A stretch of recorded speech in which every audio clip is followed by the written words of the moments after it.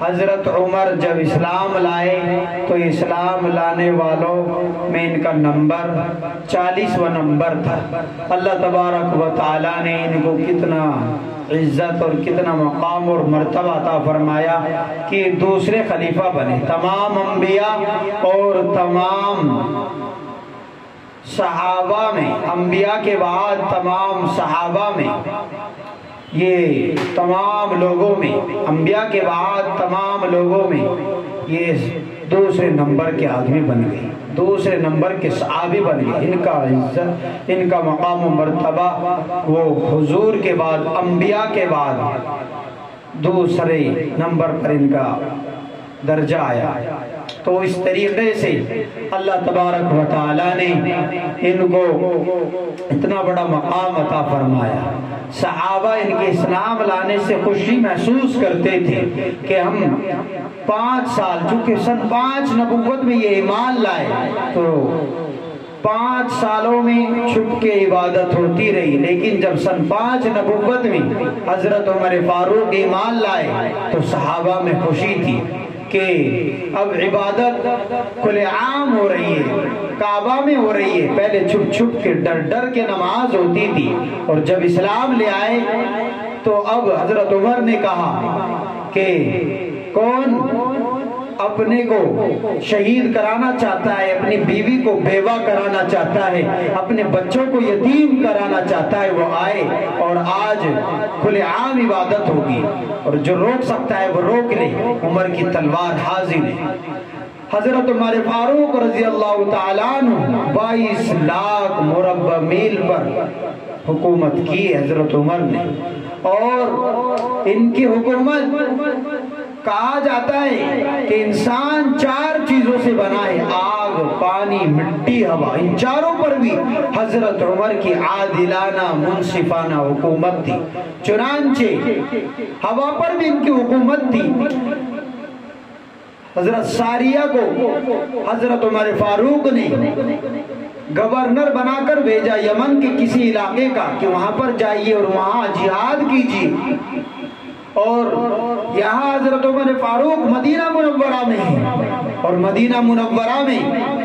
جمعہ کا روز خطبہ دے رہے ہیں، صحابہ سے بیان کر رہے ہیں، اور دوران خطبہ، دوران گفتگو فرمایا یا ساریہ الجبل الجبل، کہ ساریہ پہاڑ کے پیچھے دیکھو، پہاڑ سے ہٹو۔ تو صحابہ وہاں پر موجود کہ یہاں ساریہ نہیں ہے، دور دور نہیں ہے، مدینے میں نہیں ہے، مسجد نبوی میں نہیں ہے، وہ تو یمن گورنر بنا کر بھیجے گئے ہیں۔ اور ادھر حضرت عمر ان کو دوران خطبہ ان کو آواز لگا رہے تھے۔ تو نماز کے بعد، گفتگو کے بعد حضرت عمر سے پوچھا، اے امیر المؤمنین، وحی کا سلسلہ تو بند ہو گیا ہے، اور آپ نے حضرت ساریہ کو اس طریقے سے آواز لگائے، ساریہ یا ساریہ الجبل الجبل، تو یہ کیا بات تھی کہ اب جب کہ وحی ختم ہو گئی ہے، وحی نہیں آ سکتی، وحی کا سلسلہ منقطع اور بند ہو گیا، ختم ہو گیا، تو آپ نے یہ کیسے ان کو آواز لگائی جبکہ وہ یہاں موجود نہیں تھے؟ کہا کہ میرے سامنے یکایک یہ آپ جو منظر ہے، آپ لوگ بیٹھے ہوئے، وہ ختم ہوا، اور حضرت ساریہ کا جنگ جو ہو رہی تھی، اور پیچھے دشمن پہاڑ کے پیچھے تھا، اور سامنے دشمن سے بھی لڑائی ہو رہی تھی، اور پیچھے بھی دشمن تھا پہاڑ کے پیچھے۔ تو میں نے کہا کہ ساریہ اپنے پیچھے، پہاڑ کے پیچھے بھی، اس کی بھی خبر لو، وہاں پر بھی دشمن آپ پر حملہ کر سکتا ہے، وہ اس تلاش میں ہے کہ کسی طریقے سے پیچھے سے آپ پر حملہ کیا جائے۔ تو ایک دم جب میں نے یہ جملہ کہہ دیا تو پھر ایک دم وہ سارا منظر ختم ہو گیا، اور آپ میرے سامنے موجود تھے۔ تو صحابہ کرام نے یہ واقعہ کس دن ہوا، کس تاریخ میں ہوا، اور کس وقت میں ہوا، یہ سارا کا سارا نوٹ کر کے رکھ لیا۔ اور جب ساریہ واپس آئے، ساریہ بن زرین، تو پوچھا کہ فلا فلا تاریخ میں، فلا دن میں، فلا گھڑی ایسا کوئی واقعہ پیش آیا؟ حضرت عمر کی آواز آپ تک پہنچی؟ کہا کہ ہاں، دشمن سے جنگ ہو رہی تھی اور پیچھے دشمن تھا پہاڑ کے پیچھے، تو ایک دم مجھے آواز آئی حضرت عمر کی کہ اے ساریہ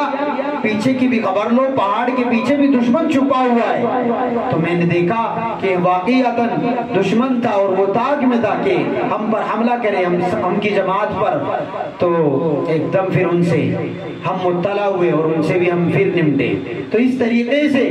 یہ پیغام حضرت عمر نے یہاں مسجد نبوی میں خطبے کے دوران اس جملہ فرمایا، یا ساری الجبل، ہواؤں پر حکومت تھی، ہوا اس پیغام کو اور حضرت عمر کے اس جملے کو لے کر گئی ہے، اور حضرت عمر کے اس جملے کو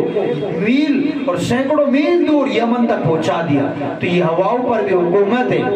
حضرت عمر فاروق رضی اللہ تعالیٰ عنہ۔ اسی طریقے سے پانی پر بھی حضرت عمر فاروق رضی اللہ تعالیٰ عنہ کی حکومت تھی۔ وہ اس طریقے سے کہ حضرت عمر کی حکومت جب مصر تک پہنچی تو مصر کے گورنر نے حضرت عمر فاروق کو خط لکھا کہ ہمارے یہاں ایک عجیب معاملہ ہوتا ہے، اور سینکڑوں سال سے لوگ اپنی ایک خوبصورت لڑکی کو دلہن بنا کر سجا کر اس کو سمندر کے حوالے کرتے، اس کو قربان کرتے، اور واقعہ یہ ہوا کہ ہر سال ہمارے یہاں دریائے نیل کا پانی خشک ہو جاتا ہے، سوکھ جاتا ہے، اور ہمارا یہ نظریہ ہے، ہم لوگوں میں یہ بات مشہور ہے کہ ایک بہت بڑا دیو، ایک بہت بڑا جن ہے جو یہ سارا پانی اس دریا کا ختم کر گیا، پی گیا ہے، اور اس کو ہر سال ایک لڑکی چاہیے ہوتی ہے، اس لڑکی کو کھا جاتا ہے، اور اس کے بعد وہ پانی کو پھر وہاں سے روانہ ہوتا ہے، پانی پھر جاری ہو جاتا ہے، پانی پھر اس دریا میں اس دریا سے بہنا شروع ہو جاتا ہے۔ تو ہمیں اس سے نجات دلائیے۔ حضرت عمر تک جب وہاں کے گورنر کا، مصر کے گورنر کا یہ خط پہنچا تو حضرت عمر نے 2 خط لکھے، ایک تو اس گورنر کو کہ تمہاری ڈیوٹی ہے کہ میں یہ خط بھیج رہا ہوں، اس خط کو تم اس جگہ پر ڈال دینا جہاں پر تم اس لڑکی کو قربان کرتے تھے۔ تو اس طریقے سے حضرت عمر نے خط لکھا، اور خط میں یہ لکھا، اے دریائے نیل، میں حضور صلی اللہ علیہ وسلم کے ساتھ ایک لمبے عرصے تک رہا ہوں، اور میں نے حضور کے ساتھ رہ کر یہ سیکھا ہے کہ رزق کا معاملہ، رزق لینے دینے کا معاملہ یہ اللہ تعالیٰ کے سپرد، اللہ کے ذمہ ہے کہ کتنا رزق دینا ہے، کب دینا ہے، کس کو دینا ہے، کس کو نہیں دینا ہے، اور کیسے دینا ہے، کس ذریعے سے دینا ہے، کہاں سے دینا ہے۔ اور یہ معاملہ غیر اللہ کے ہاتھ میں کب سے پہنچ گیا؟ ایک دریائے نیل، اگر تو اللہ کے حکم کا پابند ہے تو اللہ کے حکم سے بے پڑ، ورنہ تو تیرے پانی کی کوئی ضرورت نہیں ہے، مت بھی۔ یہ غیر اللہ کے معاملے میں غیر اللہ کے سپرد یہ معاملہ کب سے سپرد ہو گیا ہے۔ تو یہ خط میں لکھا، ایک توحیدانہ مستانہ یہ کلمات لکھے، تو ان گورنر نے اس خط کو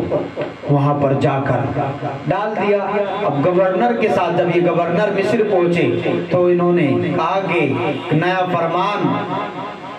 جو امیر المؤمنین نے جاری کیا ہے، اور جب بتایا کہ مسلمان نئے مسلمان انہوں نے اپنا نیا دین شروع کیا ہے اور یہ اب اس رسم کو ختم کر رہے ہیں، ہم تو سینکڑوں سال سے ہمارے آباء و اجداد ایک لڑکی کو قربان کرتے تھے ہر سال، اور تب پانی جاری ہوتا تھا، تب دریائے نیل پانی بہاتا تھا۔ تو دیکھتے ہیں کہ مسلمان کیا کرتے ہیں، بہت سارے لوگ گروپ کی شکل میں ان کے ساتھ گئے، ان گورنر کے ساتھ، اور ان گورنر نے جا کر یہ خط اس جگہ پر ڈالا تو 16 فٹ پانی اوپر، معمول کے مطابق جو یہ لڑکی کو قربان کرتے تھے اس سے 16 فٹ پانی بہہ کر پڑا، اور آج تک بہہ رہا ہے اور قیامت تک بہتا رہے گا۔ تو اس طریقے سے پانی پر بھی حضرت عمر کی حکومت ہے، اور وہ پانی اب قیامت تک بہتا رہے گا۔ تو آگ پر بھی حضرت عمر رضی اللہ تعالیٰ عنہ کی حکومت ہے۔ اور واقعہ یہ ہوا کہ ایک مرتبہ مدینہ میں کسی پہاڑی سے ایک آگ نکلی اور وہ جنگلات کو اور مکان دکان کو جلاتے جا رہی تھی۔ ایک صحابی آئے کہ اے امیر المؤمنین، ہمارے یہاں ایمرجنسی کی ایک صورت پیدا ہو گئی ہے کہ ایک آگ نکل گئی ہے اور وہ کھائے اور نگل رہی ہے، جلا رہی ہے، بہت سارا علاقہ اس نے جلا دیا ہے۔ حضرت عمر کے کندھے پر ایک کپڑا تھا، اس کو اتارا اور اس کو کوڑے جیسی شکل بنائی اور ایک صحابی حضرت تمیم داری کو کہا، ان کے حوالے کیا کہ جائیے اس کوڑے کو لے کر، اس رومال کو لے کر، اس کپڑے کو لے کر اور اس آگ کو اکائیے، یہاں سے آئیے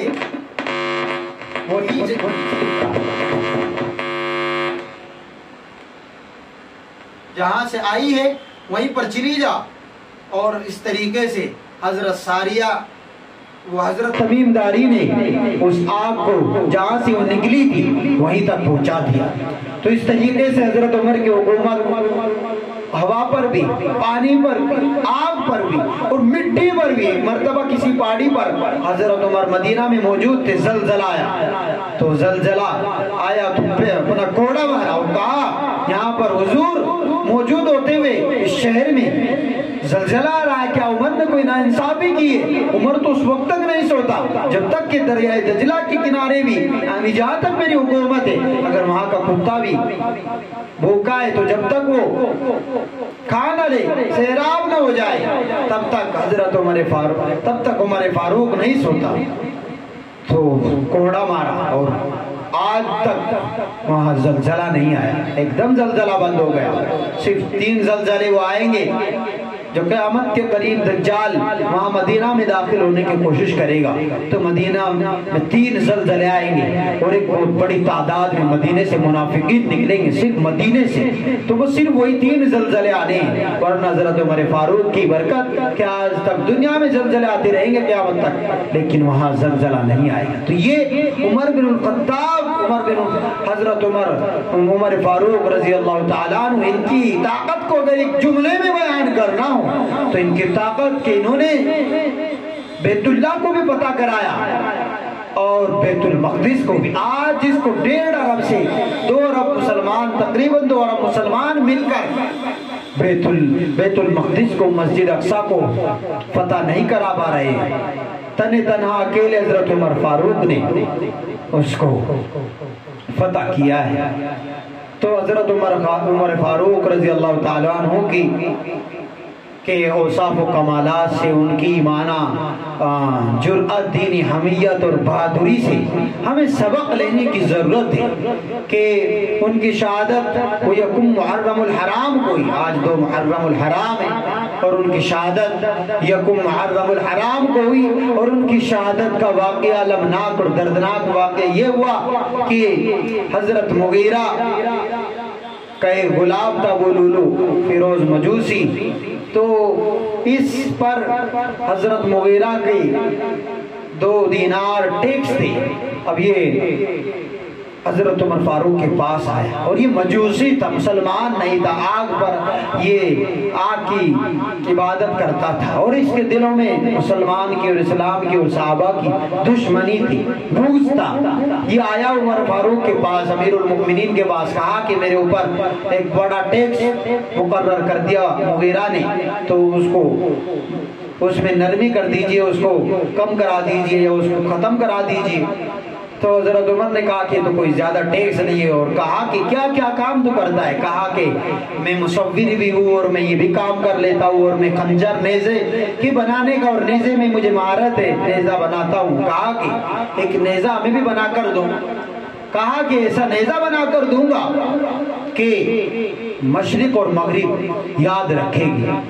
حضرت عمر فاروق اس جملے کو سن کر محسوس کیا کہ اس نے مجھے قتل کی دھمکی دی، لیکن ابھی کوئی عملی اقدام اس وجہ سے نہیں کیا کہ ابھی تو اس نے کوئی معاملہ کیا ہی نہیں، اس نے صحابہ سے بھی منع کر دیا کہ اس نے مجھے قتل کی دھمکی دی ہے۔ اپنی ایمانہ بصیرت سے سمجھ گئے تھے حضرت عمر فاروق۔ حضرت عمر فاروق کیسے نہ سمجھ پاتے، جن کے اشارے جن کی رائے کے مطابق قرآن کریم اترتا تھا، اور بہت سی مرتبہ تو قرآن کریم کے الفاظ وہی بن کر آتے تھے جو عمر کی زبان سے نکلتے تھے۔ چنانچہ حضور نے فرمایا بھی تھا کہ اللہ تعالیٰ نے عمر کی زبان پر اور عمر کے دل پر حق کو جاری فرما دیا ہے۔ تو تقریباً 20 سے 22 واقعات ہیں حضرت عمر فاروق کے حضرت عمر فاروق کے معاملات کے مطابق تقریباً 50 آیات، 20 سے 22 واقعات اور 20 سے 22 ان واقعات میں 50 آیات حضرت عمر فاروق کی رائے کے مطابق، اور وہ سے کلمات تو وہ جو حضرت عمر فاروق کی زبان سے نکلے اور وہ قرآن کی کلمات بن گئی۔ جیسا کہ مختصراً عرض کر دیا جائے، حضرت عائشہ صدیقہ رضی اللہ تعالیٰ عنہ پر جب تہمت لگی تو کچھ صحابہ بھی اس پروپیگنڈے کے شکار ہو گئے تھے۔ حضرت عمر نے اس وقت کہا تھا کہ یہ تو ایک پروپیگنڈا ہے اور سبحانک ھذا بہتان عظیم، کھلا ہوا بہتان ہے، اور کہا تھا حضور سے کہ اللہ تعالیٰ آپ کے جسم پر کسی گندی اور پلید مکھی کو بیٹھنے نہیں دیتا، وہ آپ کے بستر فراش آپ کے نکاح میں کسی گندی عورت کو کیسے جمع کر سکتا ہے۔ بہت سے صحابہ نے کہا تھا کہ آپ اگر ان پر تہمت لگ گئی، انہوں نے ایسا کام کیا ہے نعوذ باللہ، تو آپ کے لیے عورتوں کی کمی نہیں، آپ ان کو چھوڑ دیجیے۔ تو حضرت عمر فاروق نے رائے دی تھی کہ نہیں، یہ پروپیگنڈا ہے اور ایک بہتان، ایک سازش ہے۔ تو یہ کلمات انہوں نے کہے تو سبحانک ھذا بہتان عظیم۔ جب کچھ عرصے کے بعد قرآن کریم نے فیصلہ کیا اور یہی کلمات صرف آئین ہی یہی کلمہ قرآن کریم کا بن کر آیا، سبحانک ھذا بہتان عظیم۔ تو تقریباً 50 واقعات 50 آیات ہیں کہ جو حضرت عمر کی رائے کے مطابق اور ان کے اشارہ، ان کی جو رائے تھی اس کے مطابق قرآن کریم کے کلمات آئے، اور وہ سے مرتبہ تو ایسے ہوا بعینی وہی کلمات آئے جو حضرت عمر کی زبان سے آئے، حضرت عمر کی زبان سے نکلی۔ تو ان کو کیسے محسوس نہ ہوتا کہ ان کی ایمان بصیرت کتنی زیادہ تھی، تو انہوں نے محسوس کر لیا کہ اس نے تو مجھے قتل کی دھمکی دی ہے، لیکن ابھی عملی اقدام اس وجہ سے نہیں کیا کہ ابھی تو اس نے کوئی گناہ کیا نہیں ہے، صرف ایک احساسات سے محسوس کیا، اپنی ایمانی بصیرت سے، نور نظر سے، نور ایمان سے محسوس کیا۔ اور ایک روز ایسا ہوا کہ چونکہ اس کے دل میں دشمنی تھی اور اس نے قتل کی دھمکی دے دی تھی واقعتاً، حضرت عمر نے محسوس کر لیا تھا، تو یہ اس نے خنجر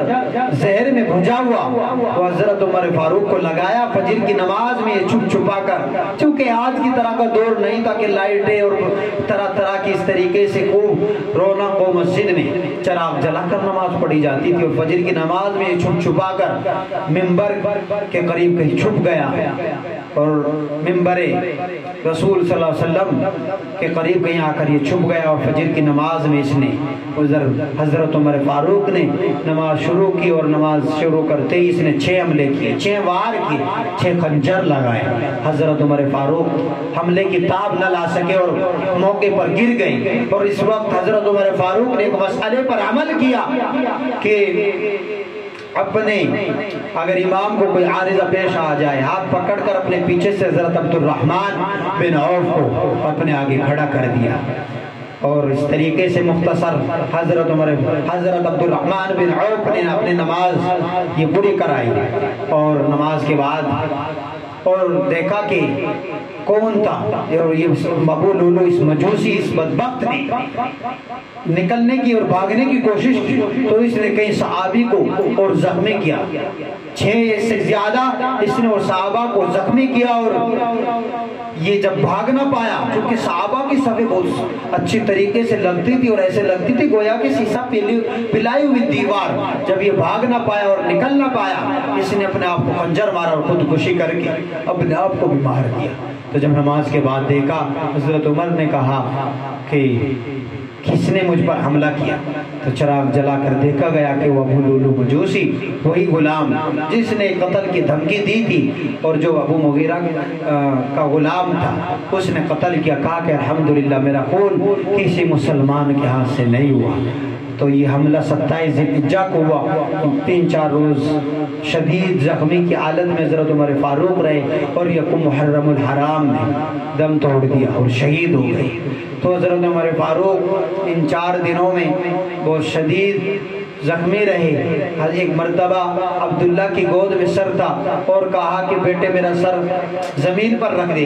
اور اپنا چہرہ اپنا رخسار زمین پر لگایا اور کہا کہ یعنی اس وقت بھی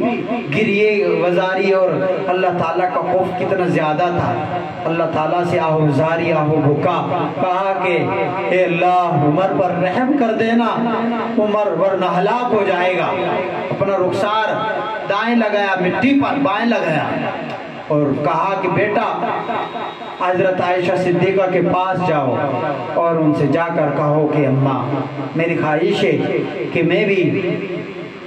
حضور صلی اللہ علیہ وسلم اپنے حبیب اور اپنے رفیق حضرت ابو بکر صدیق کے پاس دفن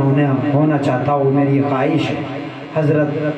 عبداللہ حضرت عائشہ صدیقہ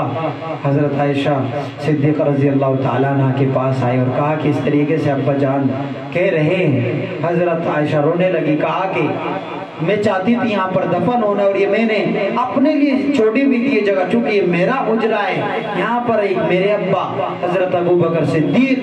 ہے اور ایک میرے شوہر حضور صلی اللہ علیہ وسلم ہے، اور یہ جگہ میں نے اپنے لیے چھوڑی ہوئی تھی، لیکن میں اپنے اوپر حضرت عمر وقت اتنا بڑا خلیفہ اور اتنا ہمت مند اور اللہ تعالیٰ کا خوف رکھنے والا اور اتنا انصاف کرنے والا آج وہ دنیا سے جا رہا ہے۔ رونے لگی اور کہا کہ میں اپنے اوپر ترجیح دیتی اور یہ کہ ان کو اجازت ہے۔ اب وہ آئے عبداللہ، حضرت عبداللہ نے آ کر کہا کہ خوشخبری ہے کہ حضرت عائشہ نے اجازت دیتی ہے۔ کہا کہ بیٹا ہو سکتا ہے میری مروت میں اور میرا خلیفہ ہونے کی وجہ سے انہوں نے اجازت دے دی ہو، میرے انتقال کے بعد پھر دوبارہ سے جانا کہ اب حضرت عمر نہیں رہے، اب عمر نہیں رہے، اب پھر ہو سکتا ہے کہ پہلے آپ نے خلیفہ ہونے کا لحاظ کر لیا ہو تو اب پھر دوبارہ اجازت کے لیے حاضر ہوا ہے، اور حضرت نے کہا تھا کہ میرے انتقال کے بعد بھی اجازت لینا، اگر اجازت ملے تو ٹھیک ہے ورنہ تو عام مسلمانوں کی قبرستان میں دفن کر دینا۔ تو یہ ہے عمر فاروق رضی اللہ تعالیٰ عنہ جن کی شہادت کا یہ المناک دردناک واقعہ یکم محرم 27 ذی الحجہ کو پیش آیا اور یکم محرم الحرام میں یہ شہید ہو گئے۔ تو آج کا یہ اسلامی سال ہے، یہ اب اسلامی سال شروع ہو گیا ہے اور آج کی یہ تاریخ یکم محرم الحرام یہ حضرت عمر فاروق کی شہادت سے رنگین ہے۔ تو اس موقع سے ہمیں حضرت عمر فاروق کی شہادت سے اور ان کی اوصاف اور کمالات سے سبق لینے کی ضرورت ہے کہ اللہ تعالیٰ وہ ہمیں بھی ان جیسا ایمان ہمیں بھی عطا فرمائے، ان کے لہو کے صدقے ہم سب کی مغفرت فرمائے۔ اور حضرت عمر فاروق دعا کیا کرتے تھے کہ اللہم ارزقنی شہادۃ فی سبیلک وَجْعَلْ قَبْرِي فِي بَلَدِ حَبِيبِ، کہ اللہ مجھے شہادت کی موت عطا فرما اور میری قبر اپنے حبیب کے شہر میں بنا۔ اللہ تبارک و تعالیٰ نے ان کی دعا کو ایسے قبول کیا کہ ان کو شہادت کی موت بھی ملی کہ حضور کا ممبر رسول،